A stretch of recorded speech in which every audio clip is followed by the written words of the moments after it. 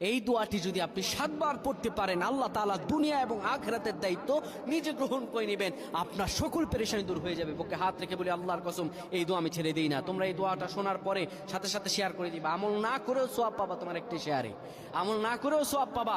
আল্লাহ তাআলার সওয়াব দান করবেন, রিজিকে বরকত দান করবেন, মনের আশাগুলো পূরণ করবেন। ও আমার প্রাণের ভাইয়েরা, বিশ্ব নবী মুহাম্মাদুর রাসূলুল্লাহ সাল্লাল্লাহু আলাইহি সাল্লাম বলেন, কোন ব্যক্তি যদি এই দোয়াটা 7 বার পড়তে পারে, দোয়াটা হলো হাসবি আল্লাহু লা ইলাহা ইল্লাহু আলাইহি তাওয়াক্কালতু ওয়া হুয়া রাব্বুল আরশিল আযীম। কোন ব্যক্তি যদি এই দোয়াটা পড়তে পারে খালেস অন্তরে সকালে 7 বার আর মাগরিবের পরে 7 বার পড়তে পারে, আমার আল্লাহ রাব্বুল আলামিন বড় বিপদ থেকে তারে বাঁচিয়ে দিবেন।